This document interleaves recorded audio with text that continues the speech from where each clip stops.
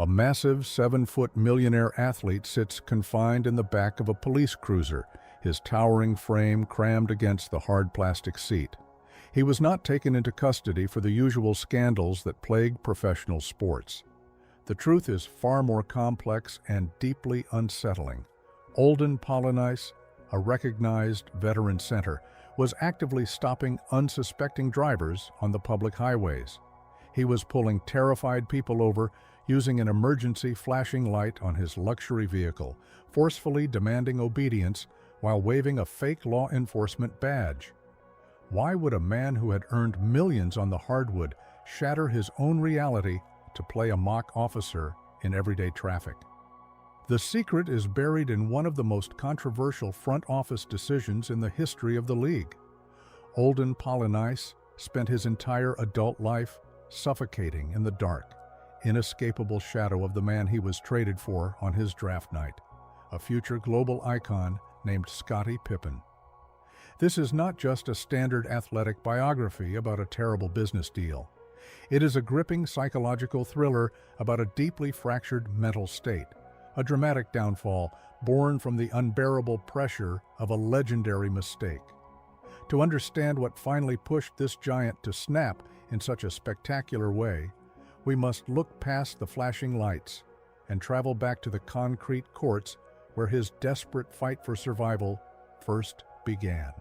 The roots of this spectacular downfall did not sprout in the glamorous locker rooms of American arenas. The story of Olden Polynice begins thousands of miles away in the impoverished streets of Port-au-Prince, Haiti.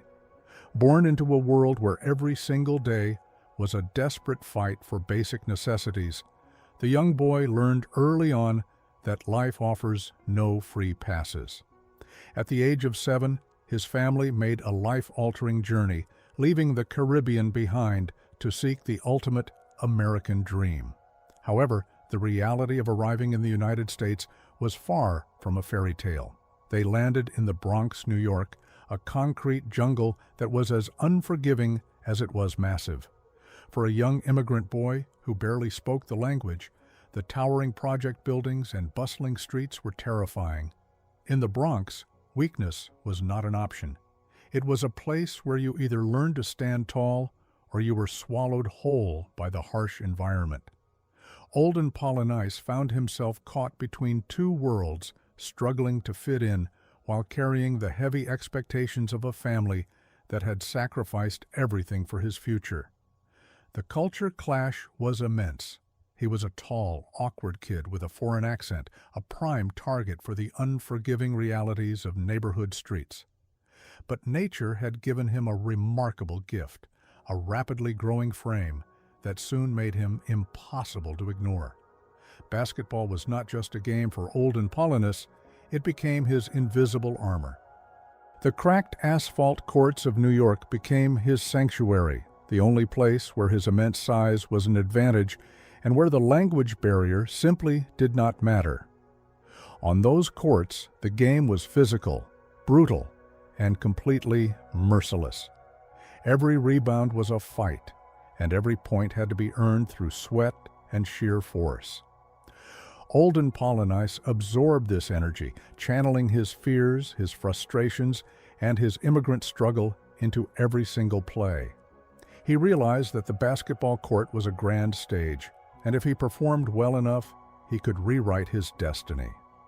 The sport became his golden ticket, a way to escape the crushing poverty and the looming threats of the Bronx.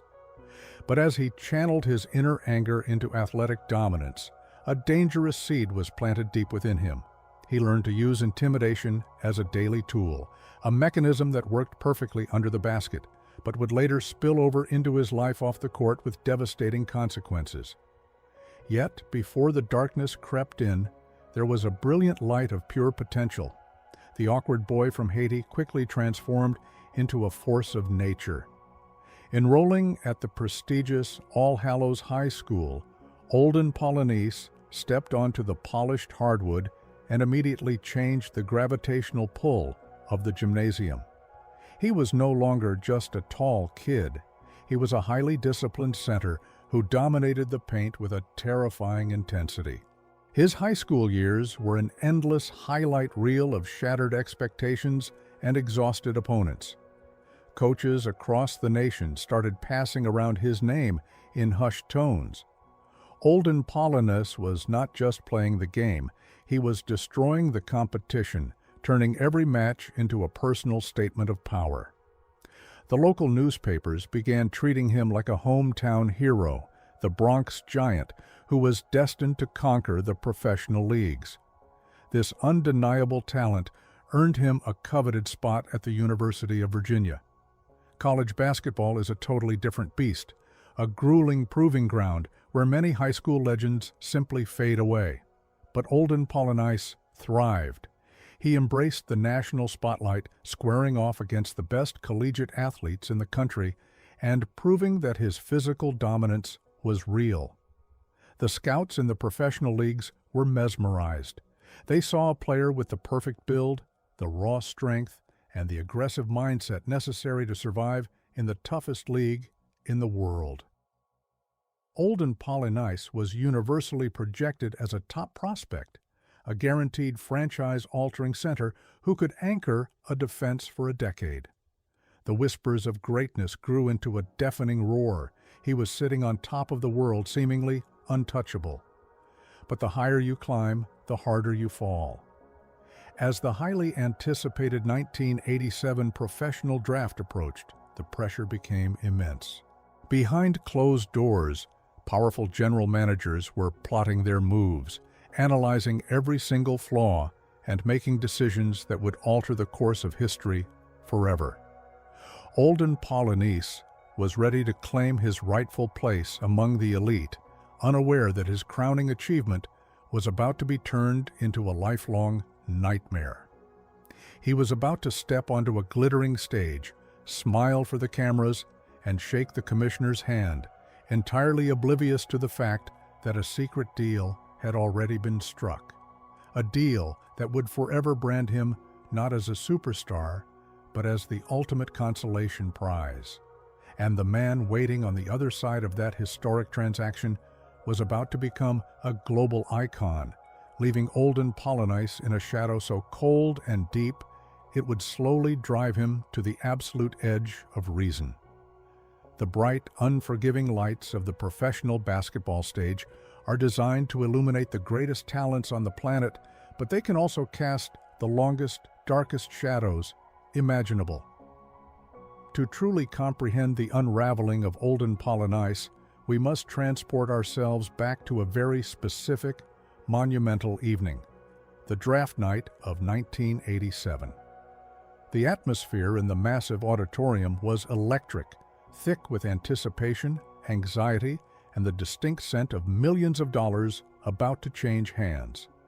The 1987 draft class was heralded as a generational gathering of talent, a group of young men destined to carry the league into a new era.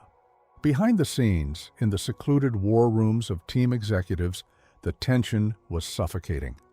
General managers were frantically working the telephones, desperately trying to outsmart one another, treating the futures of 20-year-old athletes like chess pieces on a grand board. Olden Polynice, a towering physical specimen from the University of Virginia, sat in the famous green room, his heart pounding a frantic rhythm. He was surrounded by his closest confidants, completely unaware that his entire destiny was currently being negotiated away in whispered conversations hidden from the public eye. For a young man who had fought his way out of poverty and survived the concrete courts of the Bronx, simply being in that room was an unimaginable triumph. It was the absolute pinnacle of a lifelong struggle.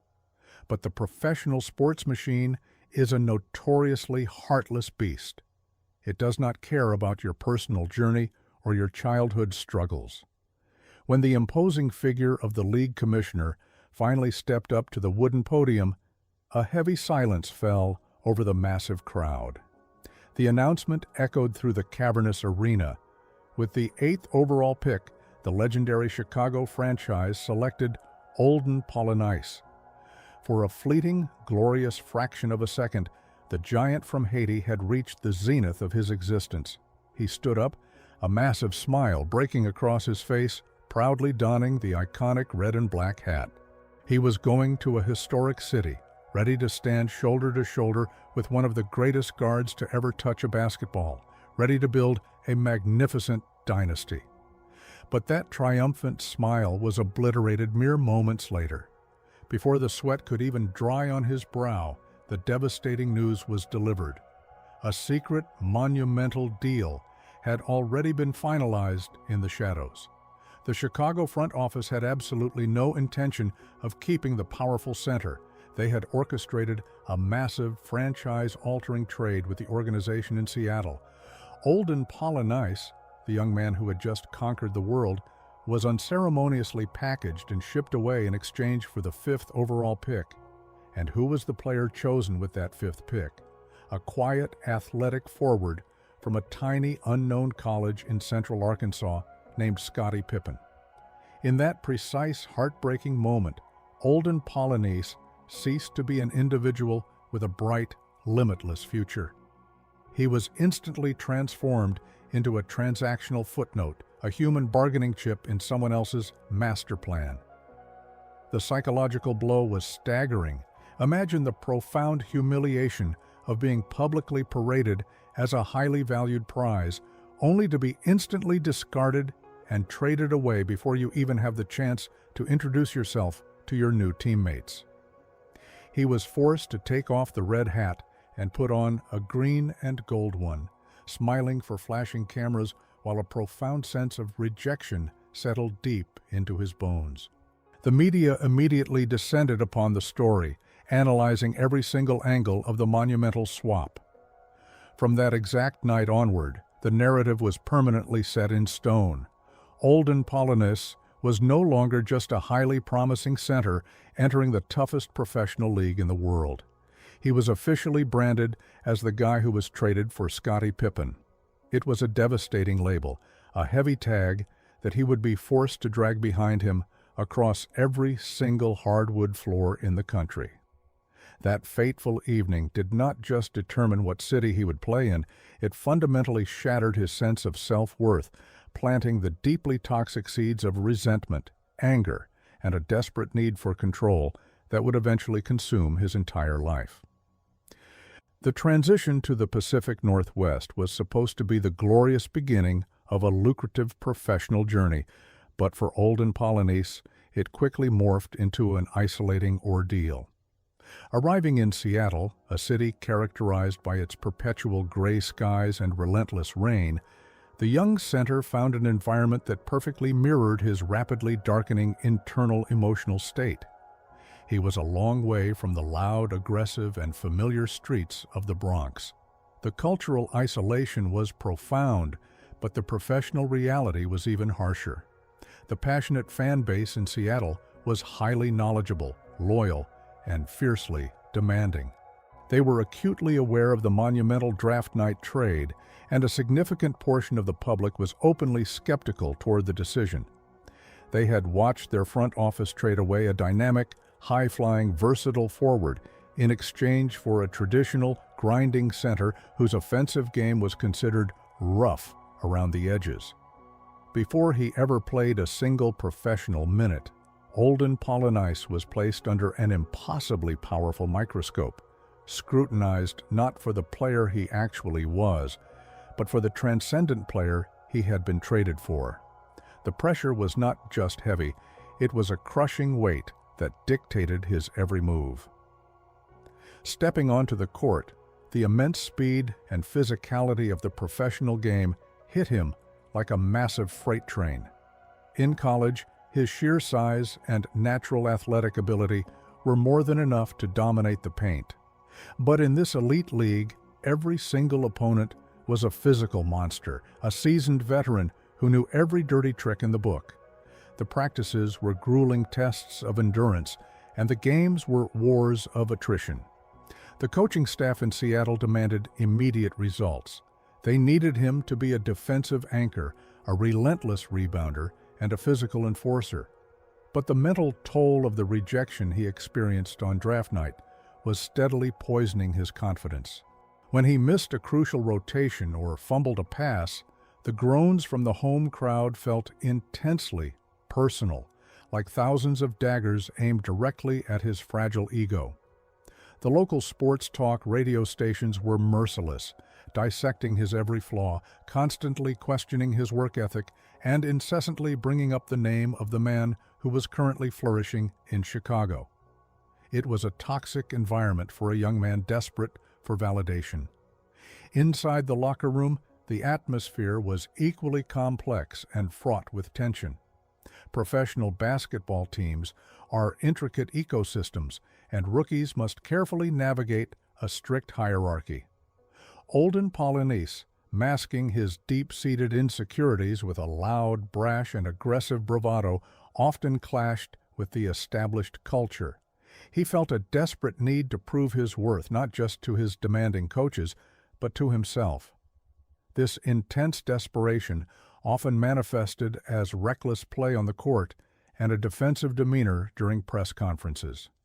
He was fighting an invisible enemy, swinging wildly at shadows, trying to justify his presence in a city that seemingly never truly wanted him in the first place.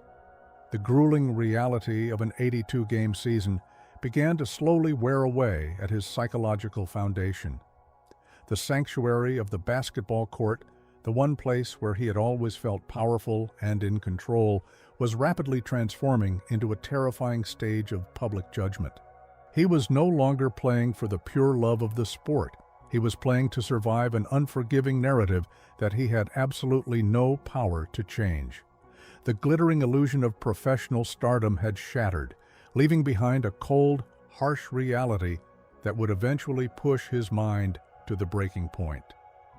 While Olden Polynice was fiercely battling his inner demons and struggling to find his footing in Seattle, a parallel narrative was unfolding across the country that would serve as a constant form of psychological torture.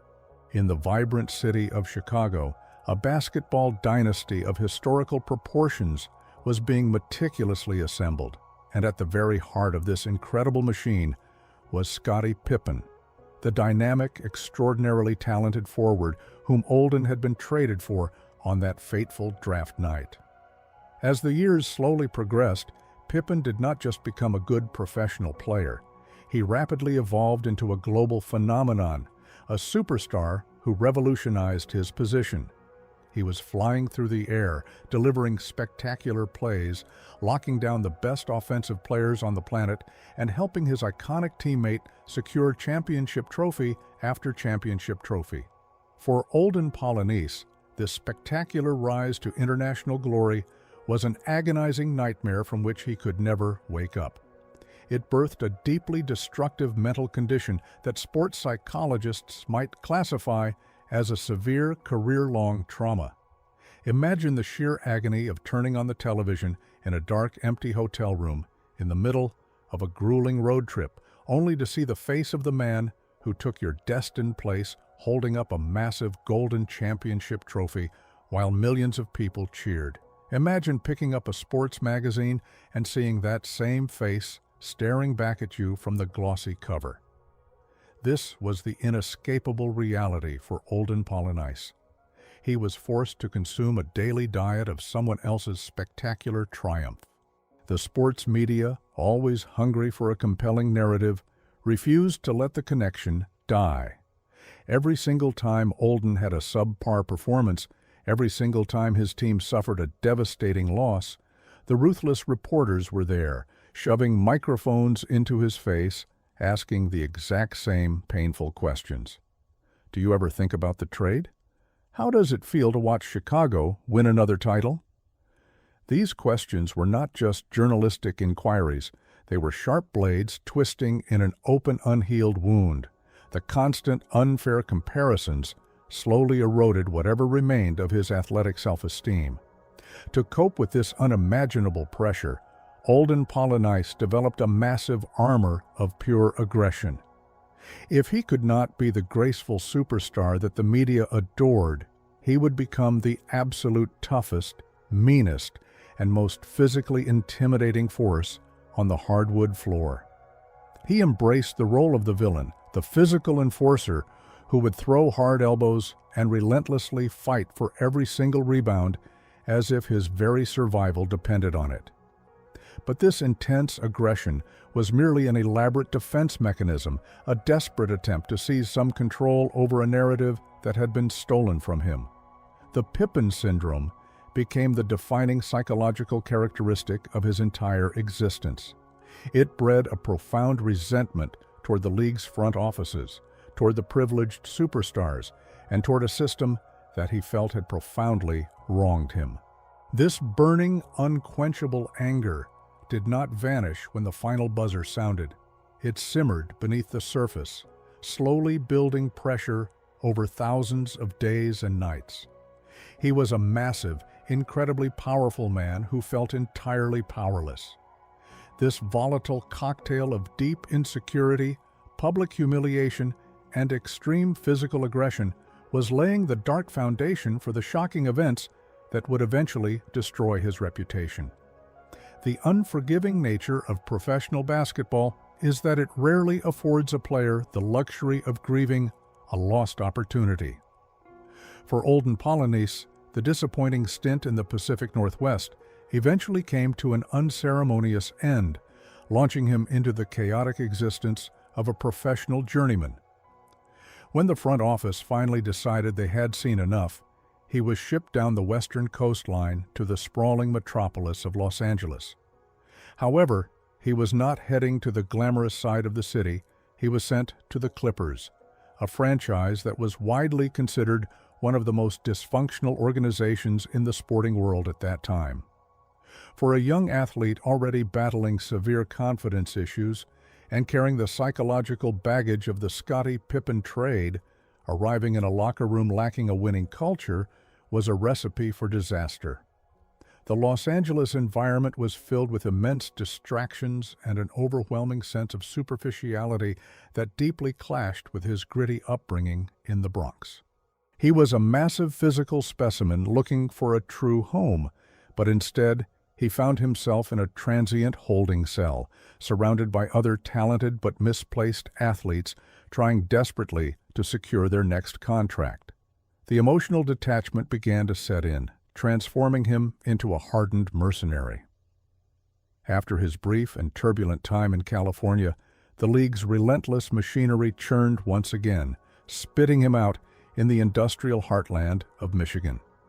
He joined the Detroit franchise, a team famous for its punishing, unapologetically physical brand of basketball, affectionately known by their loyal fans as the bad boys of the league. On the surface, the gritty, blue-collar atmosphere of Detroit seemed like a perfect match for a towering, aggressive center who was used to fighting for every inch of space on the concrete courts of his youth. The coaching staff in Detroit did not ask him to be a graceful superstar. They demanded sheer force. They wanted a bruiser, an intimidating enforcer who would use his massive frame to set bruising screens, grab fiercely contested rebounds, and deliver punishing fouls whenever an opposing player dared to enter the painted area. Olden Polynice fully embraced this physically exhausting role. He transformed his lingering anger into a weapon, unleashing it on anyone wearing a different colored uniform. However, the psychological toll of this transformation was profound and largely invisible to the cheering crowds.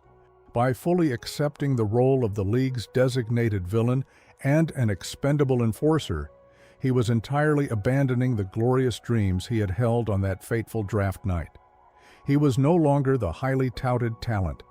He was a hired muscle, a man paid handsomely to absorb and dish out physical punishment. Every single night he went to absolute war against the largest, strongest men on the planet, sacrificing his knees, his back, and his long-term health for the sake of the organization. The constant traveling, the endless parade of anonymous hotel rooms, and the agonizing physical recovery required after every single matchup began to fracture his emotional stability. He was surviving in the toughest professional environment imaginable, but he was certainly not thriving. He felt disconnected from the joy of the game. The relentless grind of the 82-game schedule became a suffocating weight, a daily reminder that he was essentially a highly compensated wanderer, desperately searching for a place where he was truly valued for the man he was, rather than the physical violence he could provide on the hardwood floor. Just when it seemed that the nomadic lifestyle would completely consume his spirit, the unpredictable winds of the sports world blew Olden Polynice toward the capital city of California. The transition to the Sacramento Kings marked the absolute zenith of his professional journey, a fleeting era where the dark clouds of his past finally seemed to part. Sacramento was entirely different from the superficial glare of Los Angeles or the industrial harshness of Detroit. It was a fiercely proud, tight-knit community that treated their local basketball team with a fanatical level of devotion. The fans who packed the legendary Arco Arena every single night were incredibly loud, passionate, and desperate for a hard-working player they could truly rally behind. When the towering giant arrived in their city, bringing his aggressive rebounding and his fiery passion, the connection was instantaneous and electric. For the very first time in his turbulent career, Olden Polynice was not viewed as a draft day mistake. He was viewed as a genuine hometown hero. The transformation on the hardwood floor was nothing short of miraculous. Surrounded by a supportive coaching staff and fueled by the deafening roar of the loyal home crowd, his statistical production skyrocketed. He began consistently posting impressive numbers, achieving coveted double-doubles by scoring points and snatching rebounds with unmatched intensity. He became the undisputed emotional leader of the locker room, the massive beating heart of a franchise that was fiercely fighting to establish its own identity in a league dominated by massive coastal markets. When he threw down a powerful dunk or swatted an opponent's shot into the third row of the bleachers, the arena would erupt into pandemonium. The validation he received from those roaring thousands was a potent remedy for the years of profound humiliation he had silently endured. He finally felt seen, respected, and understood. The suffocating shadow of the Scottie Pippen trade, which had relentlessly haunted his every waking moment for years, finally began to recede into the background, replaced by the visceral thrill of present-day victory. Yet this period of immense triumph was layered with a complex underlying psychological tension. The adulation of the Sacramento fans was addictive, and Olden Polynice leaned into his newfound status with a massive, booming personality. He was suddenly everywhere, giving entertaining television interviews, interacting warmly with the local community, and establishing himself as a recognizable local celebrity. But for a man whose entire emotional foundation was built on profound insecurity and a constant need to prove his worth, this level of local fame was a dangerous tightrope walk. He was desperately trying to outrun his inner demons by feeding off the external validation of the crowd. As long as he was grabbing rebounds and the fans were screaming his name, the darkness was kept firmly at bay. But the absolute truth about professional sports is that the physical body inevitably breaks down, and the roar of the crowd is always temporary. He was building a glittering castle on a foundation of shifting sand, entirely unaware that the higher he climbed in the hearts of the Sacramento faithful, the more devastating the inevitable fall would be. For now, however, he was the undisputed king of the paint, a giant who had finally found his highly sought-after kingdom. To genuinely understand the layered, contradictory nature of Olden Polynice, one must look far beyond the painted lines of the basketball court and examine an event that disrupted the sports landscape in the spring of 1993. The media and the fans had grown accustomed to viewing him exclusively as a highly aggressive, emotional giant, a man who solved his problems with physical force and brash intimidation.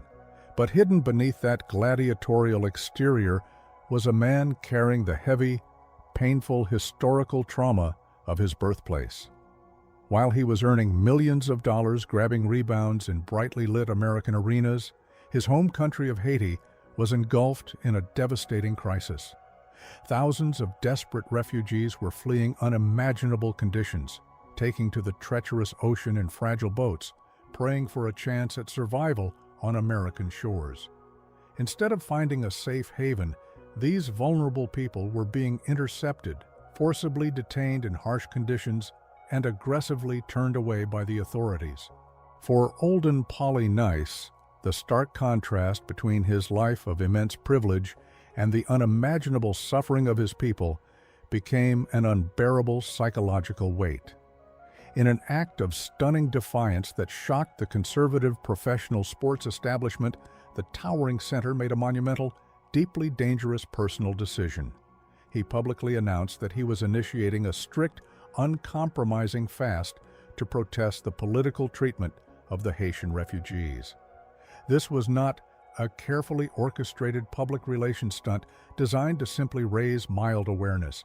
This was a brutal, physically devastating commitment by an elite athlete right in the middle of a highly demanding professional season. For weeks, he refused all solid sustenance, relying solely on water and sheer willpower while continuing to practice and compete against the strongest, most imposing men on the planet. The physical deterioration was rapid and terrifying to witness. The massive muscles that he relied on to battle in the paint began to visibly shrink. His endless energy reserves were depleted, and his towering frame was racked with intense exhaustion. Yet he refused to yield, using the massive media platform provided by his basketball career to shine a glaring spotlight on a desperate humanitarian crisis that the world was trying to ignore. The reaction from the league's front offices, his concerned teammates, and the bewildered sports media was a mixture of profound shock, deep confusion, and nervous respect. No one knew exactly how to process the absolute paradox of the situation. How could the exact same man who was widely known for throwing vicious elbows and accumulating technical fouls suddenly transform into a principled, self-sacrificing political activist? This highly controversial, physically dangerous period completely shattered the one-dimensional narrative that had been constructed around him.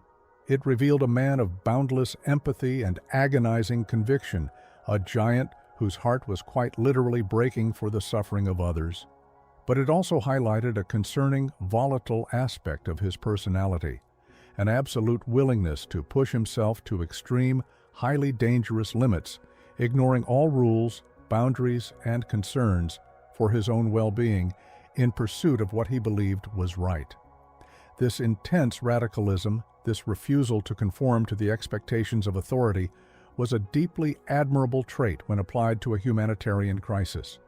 However, this exact same psychological trait, this inability to moderate his extreme impulses, would eventually manifest in disastrous ways once his athletic career began to fade.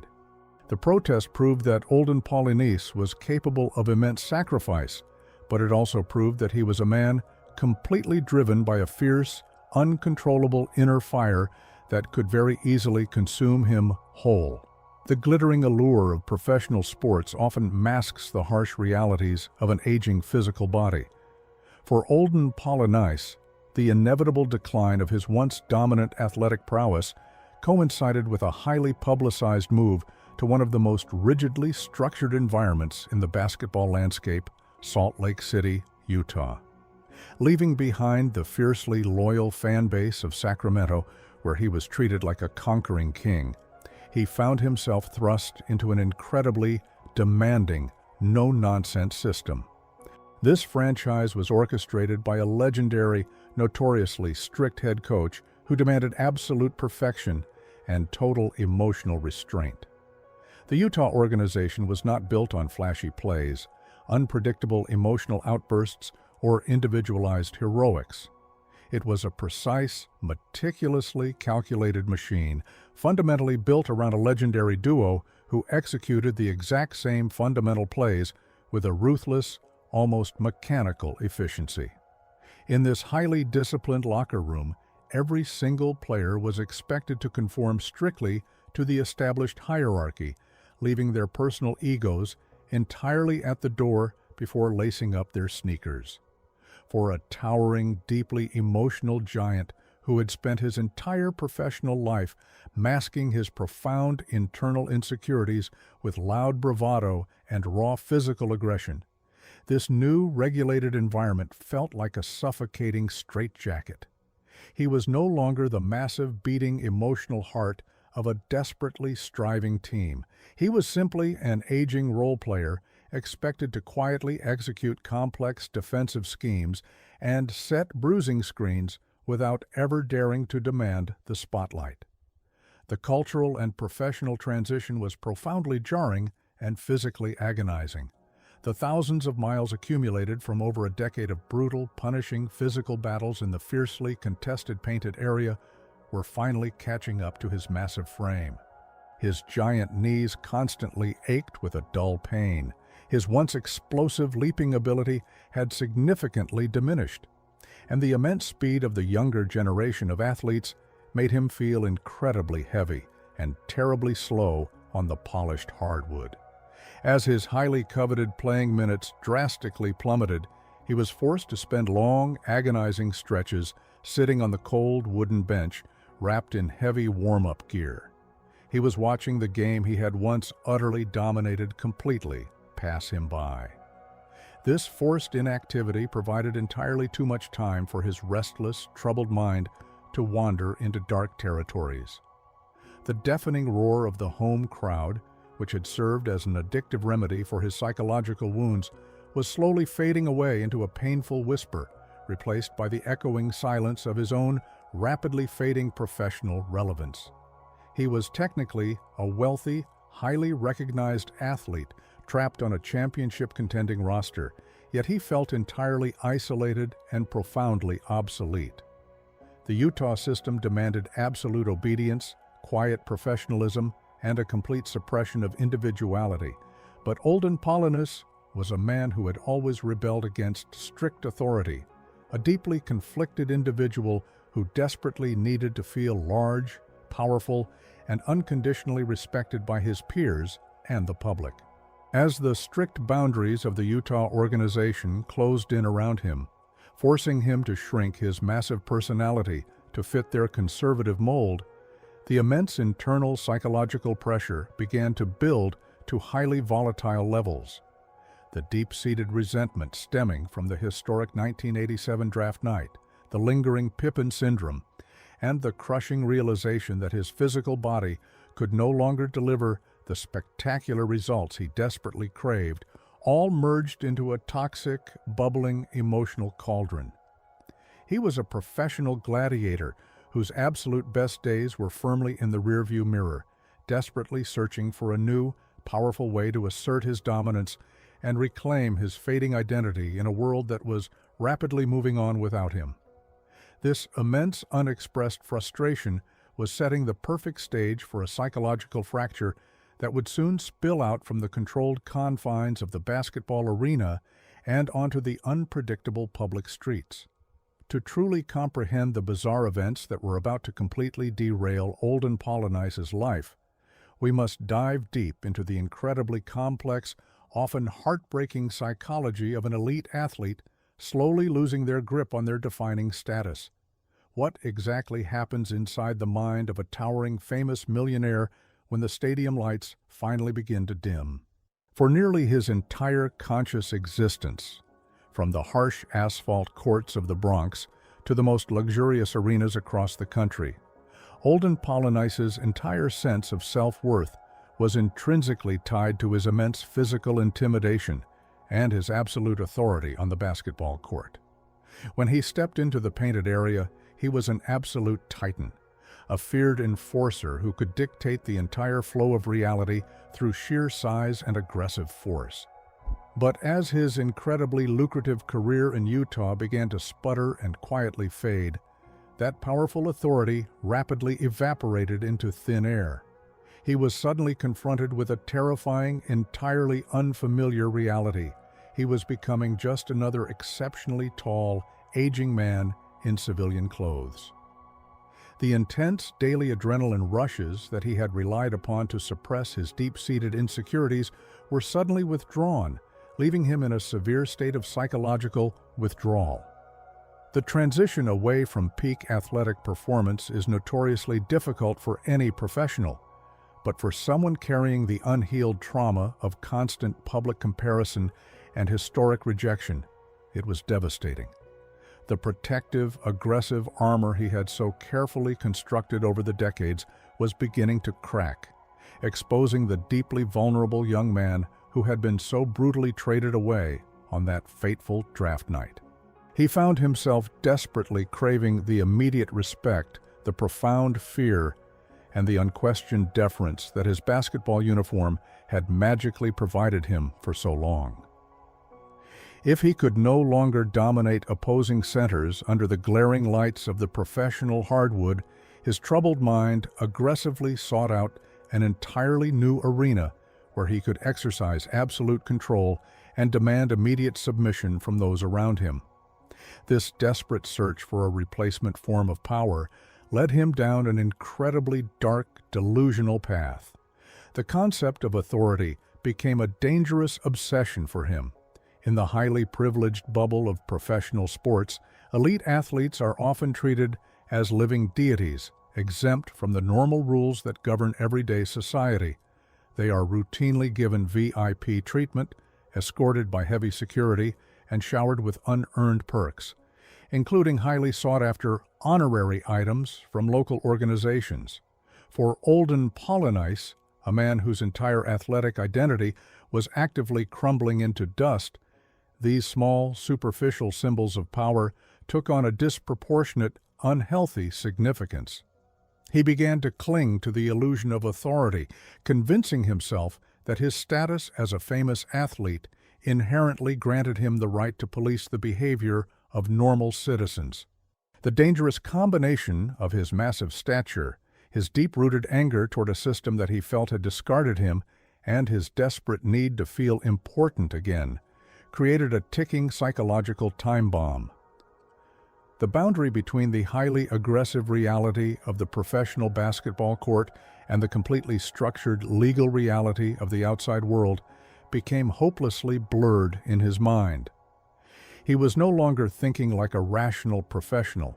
He was thinking like a deeply wounded, cornered giant who believed that the only way to survive the crushing weight of his fading relevance was to aggressively impose his will on absolute strangers, leading him directly toward an incredibly scandalous public downfall.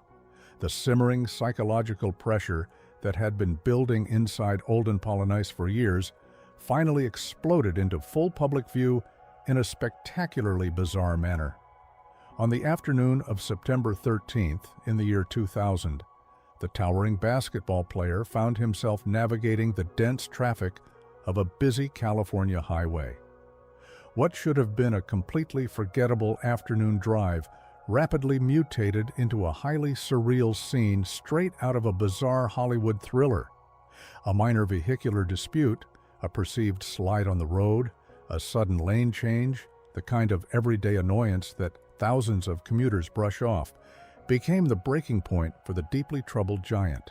Instead of simply honking his horn or yelling an insult through a rolled-down window, Olden Polynice's deeply fractured perception of reality and authority took complete control. Reaching into his vehicle, he retrieved an object that would completely alter the trajectory of his remaining professional career and permanently tarnish his public legacy. He placed a bright, flashing emergency light, the exact type utilized by undercover law enforcement officers, directly onto the dashboard of his personal luxury vehicle. With the commanding lights aggressively flashing, the 7-foot-tall athlete ruthlessly pursued the civilian driver, aggressively maneuvering his vehicle to force the terrified motorist to pull over to the side of the busy highway. Imagine the paralyzing terror of the innocent driver. You are pulled over, expecting to see a uniformed highway patrol officer approach your window. Instead, a mountainous man, easily recognizable as an aggressive professional athlete, strides toward your car. But the absurdity of the situation was only just beginning. When he reached the driver's window, Olden Polynice did not just yell about the traffic incident. He fully leaned into a highly delusional persona. He reached into his pocket and flashed an authentic-looking metal badge, an honorary trinket that had been gifted to him by the Los Angeles Police Department years prior for charity work. With a completely straight, menacing face, this world-famous basketball player looked down at the bewildered civilian and issued a chilling, fraudulent threat. He loudly proclaimed that he was an official representative of the California Sheriff's Department and possessed the legal authority to place the driver under immediate physical arrest. The sheer audacity of the lie was staggering. Here was a man whose face had been broadcast on national television for well over a decade, a highly visible public figure who could never realistically blend into a crowd, genuinely attempting to convince a terrified citizen that he was an undercover cop on active patrol. It was an undeniable manifestation of his desperate, unhealthy craving for total control and unquestioned obedience. He was using the respected symbol of law enforcement to artificially recreate the absolute dominance he used to effortlessly wield on the basketball court. Fortunately for the terrified driver, the surreal confrontation eventually de-escalated without any physical violence, and Polynice returned to his vehicle, leaving the civilian shaking, utterly confused, and staring at the receding taillights of a man who had clearly lost his grip on reality. But this misguided charade was not just an isolated mental lapse. It was merely the terrifying opening act of a deeply scandalous behavioral pattern that was about to plunge his entire life into legal and professional chaos. The human mind, when completely stripped of its foundational coping mechanisms and desperate for a profound sense of control, can rationalize the most destructive behaviors imaginable. For a brief moment after the disturbing September highway incident, one might logically assume that a famous professional athlete would experience an overwhelming wave of regret and intense paranoia. Rational logic dictates that Olden Polynice, recognizing the breathtaking legal peril he had just miraculously escaped, would immediately throw that fake police badge into the deepest river he could find and thank his lucky stars that his highly lucrative career was still technically intact. But severe psychological delusion does not operate on established principles of rational logic. Instead of feeling genuine remorse or crippling fear, the towering center seemingly experienced a dark, intoxicating thrill from the bizarre encounter. He had successfully intimidated a civilian, commanded unquestioned obedience on the open road, and walked away unscathed. The fiercely insecure void left by his rapidly fading athletic dominance had finally found a new, highly dangerous source of artificial nourishment. This toxic validation guaranteed that the September incident would not be a bizarre lapse in judgment, but rather the terrifying beginning of an established pattern. Just a little over a single month later, on the evening of October 28th in the year 2000, the dangerous obsession violently flared up once again, plunging the famous athlete even deeper into the abyss of his own delusions. The sprawling highways surrounding the Salt Lake City area became the unwilling stage for his completely fraudulent law enforcement fantasy. This time, the innocent targets were a terrified local couple who were simply attempting to navigate their way back to the safety of their own quiet suburban home after a completely ordinary evening out. They were driving entirely lawfully, completely unaware that a massive sport utility vehicle driven by a deeply disturbed millionaire was looming in their rearview mirror. A minor, inconsequential perceived slight in the heavy traffic, a mundane action that a normal, emotionally stable individual would not even register, instantly ignited the simmering rage within the giant basketball player. The unhinged psychological script instantly activated in his mind. He forcefully reached for the exact same dashboard emergency flasher, illuminated the blinding red and blue lights, and initiated an aggressive pursuit of the completely bewildered civilian couple. However, this specific October encounter was significantly more aggressive, terrifying, and prolonged than the previous month's bizarre highway confrontation. Olden Polynice did not just aggressively force the terrified couple to pull over on the shoulder of the busy road, he relentlessly followed them through the winding suburban streets, trailing their vehicle all the way to the supposed safety of their very own private driveway. Imagine the sheer horror of that specific, terrifying moment for the innocent victims. They pull into their quiet driveway, expecting the aggressive, unmarked vehicle to simply pass by, but instead the massive truck violently blocks them in, the terrifying emergency lights still illuminating the dark neighborhood. An imposing figure, standing nearly 7 feet tall, aggressively steps out of the vehicle and marches toward their car, flashing a shiny metallic badge. He aggressively demanded their official identification, loudly proclaiming his fabricated legal authority, fully expecting the terrified civilians to immediately submit to his imposing physical presence and his fraudulent commands. But the sheer absurdity of the terrifying situation ultimately proved to be his spectacular undoing. In the dark confusion of the driveway encounter, the panicked couple did not recognize the towering man as the famous backup center for the local professional basketball franchise. They simply saw a highly suspicious, wildly erratic individual impersonating an officer of the law. As the tense confrontation eventually ended and the giant retreated to his massive vehicle, the deeply shaken victims managed to retain enough presence of mind to frantically write down the exact license plate numbers of his departing truck.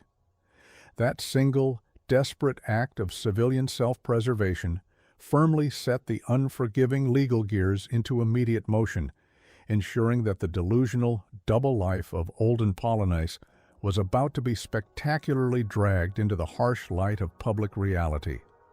To fully comprehend the breathtaking absurdity of an internationally recognized professional athlete risking his entire reputation and personal freedom simply to aggressively harass random civilians in local traffic, we must dive deep into the fragile psychology of the modern sports superstar.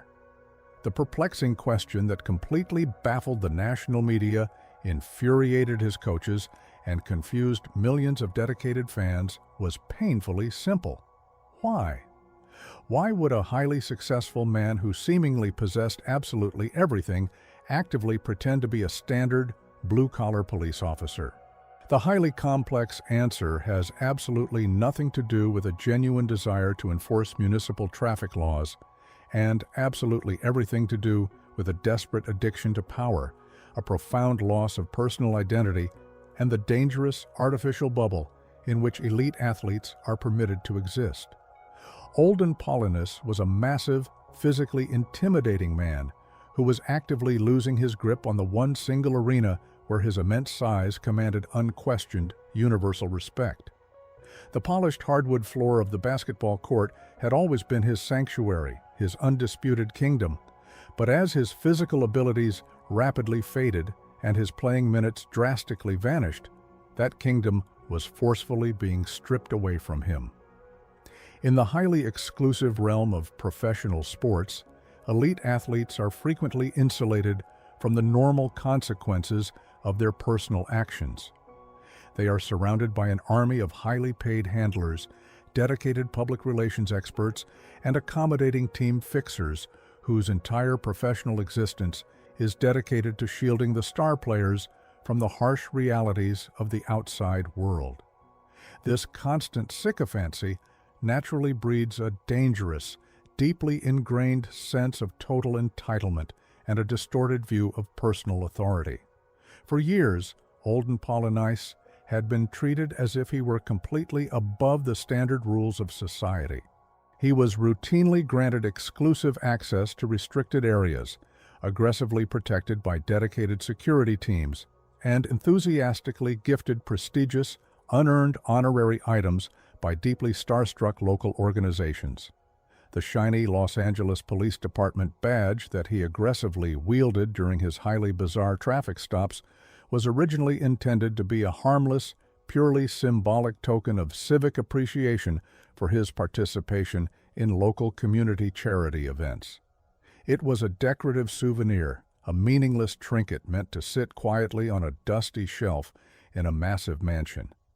However, in the deeply fractured mind of a fading, deeply resentful athletic giant, that piece of stamped metal transformed into a potent psychological weapon. It represented the ultimate undeniable symbol of unquestioned societal authority. When he flashed that shiny badge at a terrified civilian, he was not simply pretending to be an officer of the law. He was frantically attempting to artificially recreate the intense, addictive feeling of absolute dominance that he used to effortlessly command when he powerfully blocked a shot or grabbed a fiercely contested rebound. He was forcefully demanding the immediate respect and total submission that his rapidly aging physical body could no longer secure for him in the competitive professional sports arena.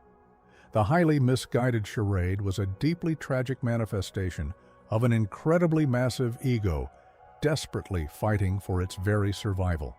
He simply could not quietly accept the incredibly painful transition from being a feared professional gladiator to becoming an anonymous civilian navigating mundane afternoon traffic. The fake police badge was a desperate, delusional psychological crutch, a disastrous attempt to exert control over a chaotic, rapidly changing reality that was leaving him behind, entirely unaware that this desperate grasp for artificial power would ultimately destroy the very public legacy he was so desperately fighting to preserve. The deeply comfortable bubble of elite professional privilege can only protect an individual for so long before the rigid realities of the legal system aggressively shatter the illusion. The frantically scribbled license plate numbers provided by the absolutely terrified suburban couple in late October proved to be the undeniable undoing of Olden Polynice. When the dedicated local law enforcement investigators routinely ran the vehicle registration through their database, they were completely shocked to discover that the erratic individual impersonating authority was none other than the recognizable backup center for their beloved local professional basketball franchise. The deeply scandalous news absolutely exploded across the national sports media landscape with the devastating force of a massive hurricane. The embarrassing headlines were merciless, mocking the towering giant for his completely inexplicable behavior.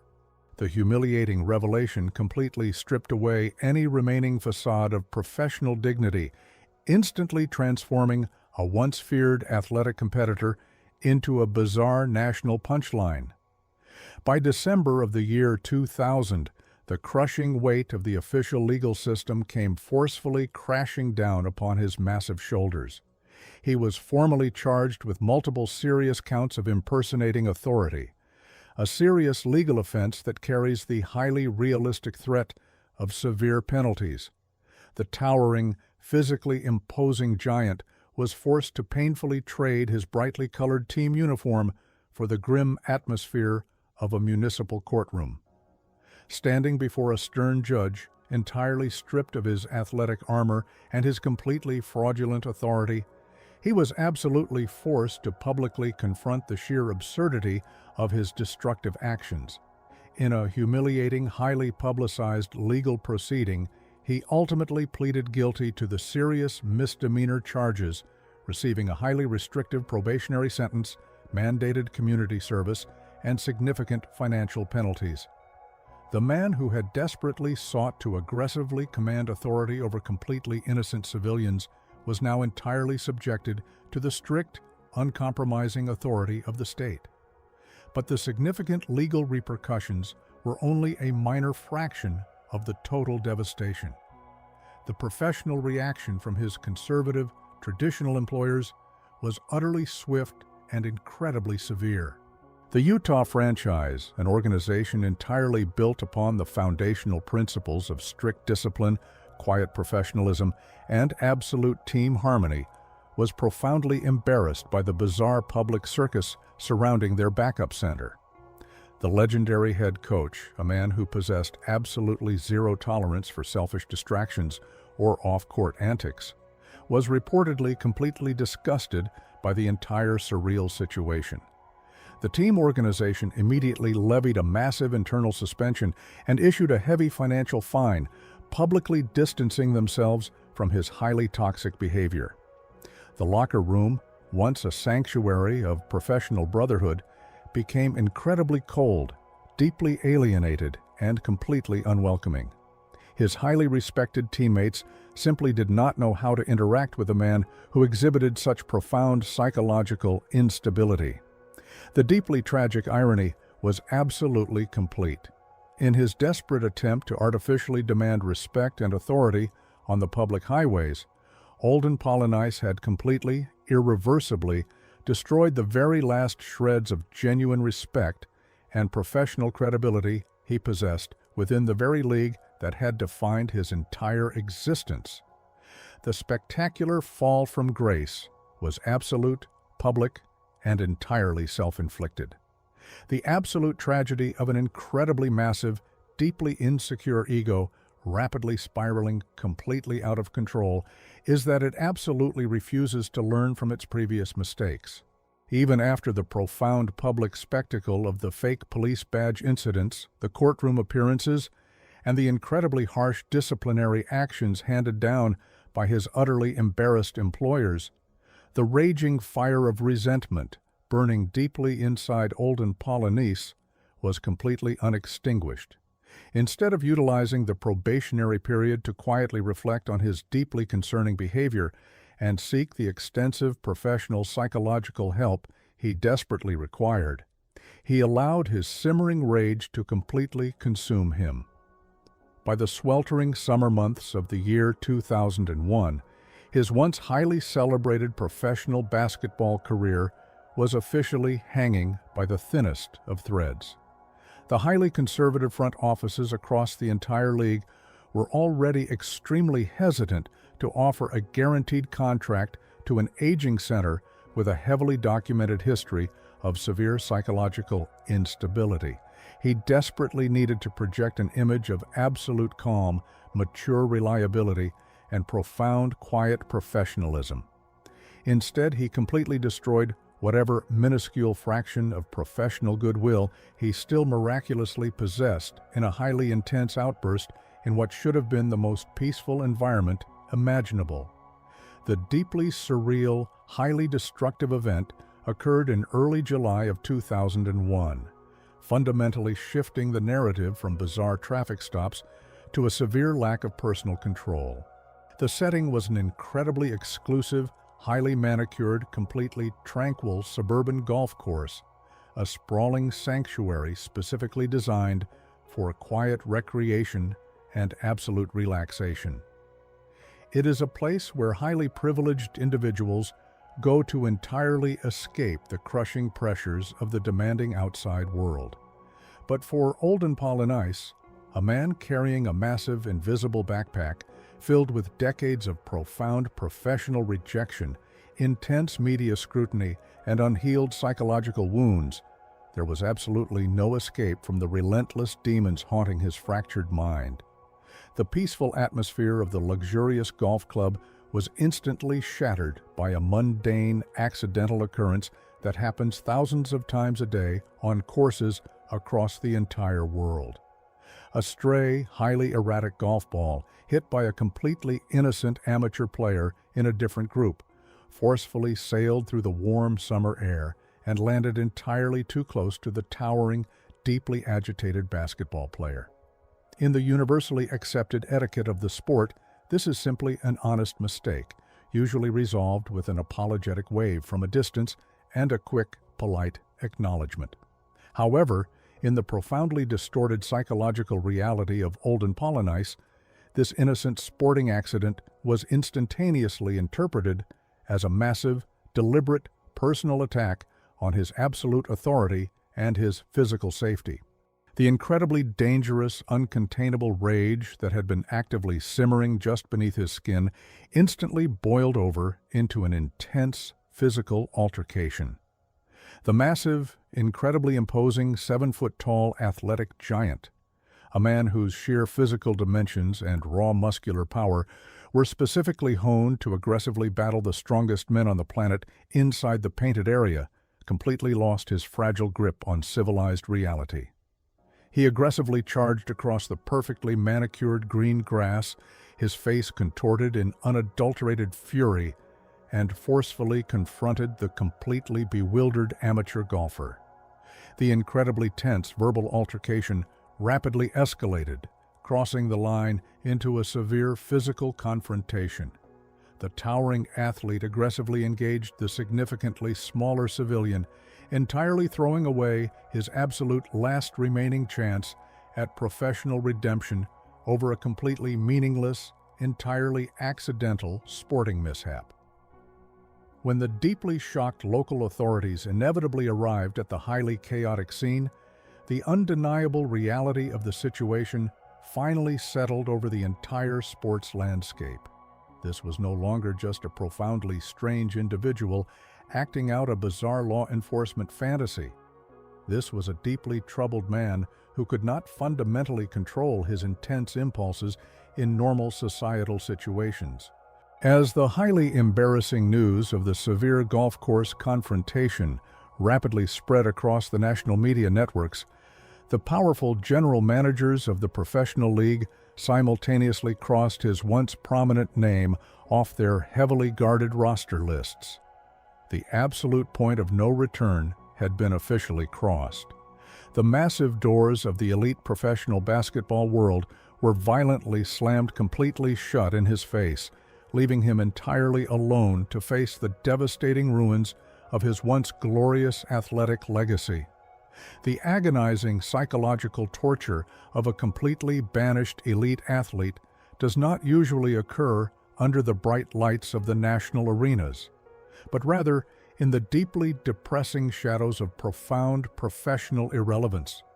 When the highly exclusive primary league finally refused to answer the desperate telephone calls from his increasingly frustrated sporting representatives, Olden Polynice was forcefully thrust into a completely devastating new reality. He was suddenly an incredibly famous, completely exiled giant without a kingdom to rule. For a deeply insecure man whose entire psychological foundation, absolute sense of personal worth, and entire public identity had been meticulously built upon the roaring adulation of massive crowds and the immense status of wearing a major league uniform, this sudden banishment was a fate significantly worse than simply retiring. It was a complete, agonizing erasure of his entire existence. But instead of gracefully accepting the absolute finality of his athletic decline and transitioning into a peaceful post-playing career, his deeply stubborn mind absolutely refused to simply let the glorious dream fade away. This desperate refusal to accept reality launched him into a profoundly depressing nomadic journey through the lowest, most unglamorous levels of the minor professional basketball circuits. The devastating transition was staggering to witness. He went from exclusively flying on highly luxurious private chartered jets to painfully squeezing his massive, constantly aching 7-foot frame into the incredibly cramped seats of cheap, rattling commercial buses for exhausting overnight road trips across the desolate rural landscapes of the country. He traded the massive major arenas for completely empty, terribly lit high school gymnasiums where the squeaking of his worn sneakers echoed loudly off the completely bare concrete walls. He was desperately playing for minuscule paychecks, competing against young, hungry athletes who were trying to fight their way up, while he was hopelessly trying to fight his way back from absolute professional oblivion.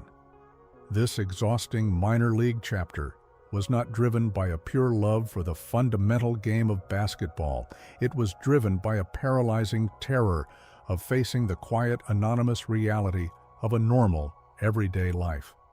He was a deeply haunted ghost haunting the absolute lowest fringes of the sporting world, frantically holding onto the fractured illusion that he was still a relevant professional competitor. As his exhausted physical body finally gave out, completely forcing him to permanently abandon his playing career, the deeply ingrained bitterness desperately needed an entirely new, highly public outlet. Unable to physically dominate the hardwood floors, he aggressively transitioned to utilizing the highly accessible, entirely unregulated platforms of modern digital media, launching himself into the crowded world of sports podcasting and online commentary. But instead of offering highly insightful reflections on his vast career, his public commentary frequently morphed into deeply bitter, completely unprovoked verbal attacks on the incredibly talented athletes of the current modern generation. When a highly touted, incredibly skilled young international phenomenon like Victor Wembanyama entered the league, completely capturing the adoration of the global sporting world, Olden Polynice was right there behind a cheap microphone, aggressively attempting to publicly tear the young star down, highly criticizing his fundamental skills and deeply questioning his ultimate potential. This transparent behavior was entirely driven by the exact same unresolved psychological wounds that had violently haunted him since the traumatic draft night of 1987. By aggressively attacking the highly celebrated stars of today, he is desperately attempting to artificially elevate his own significantly faded legacy. It is the absolute tragic manifestation of the completely unresolved Pippen syndrome echoing loudly through the decades.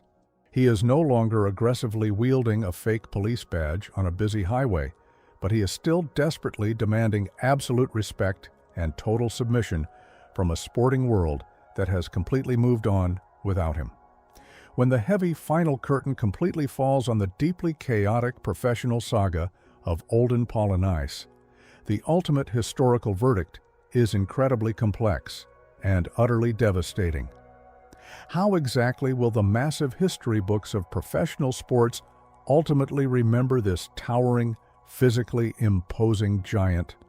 He undeniably compiled a highly impressive, incredibly lengthy career that the vast majority of young, aspiring athletes could only desperately dream of achieving. He heavily accumulated thousands of fiercely contested rebounds, played highly aggressive defense against some of the absolute greatest offensive talents the sporting world has ever produced, and significantly earned millions of dollars over nearly 2 highly demanding decades on the polished hardwood floors. But completely reducing his deeply complex, highly tragic narrative to a simple list of statistical achievements entirely misses the profound, highly cautionary core of his intensely dramatic life story.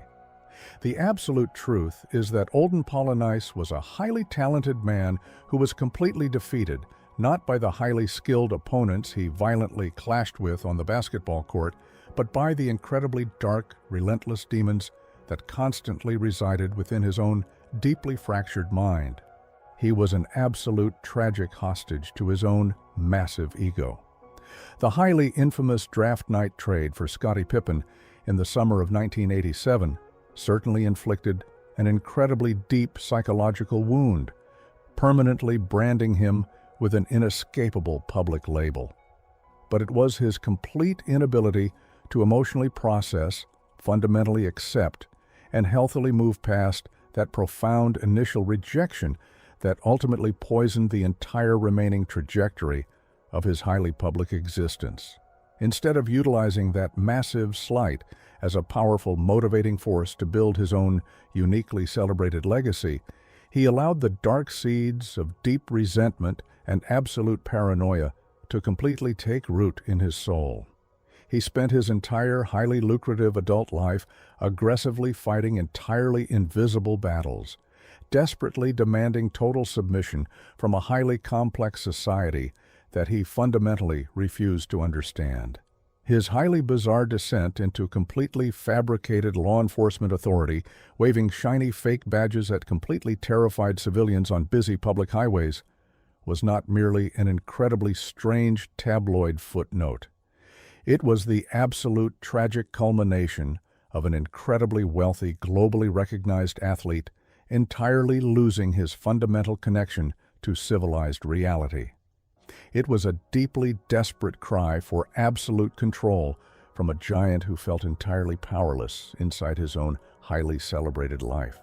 The profound tragedy of Olden Polynice serves as a massive, highly visible warning sign posted on the incredibly steep road to modern athletic stardom.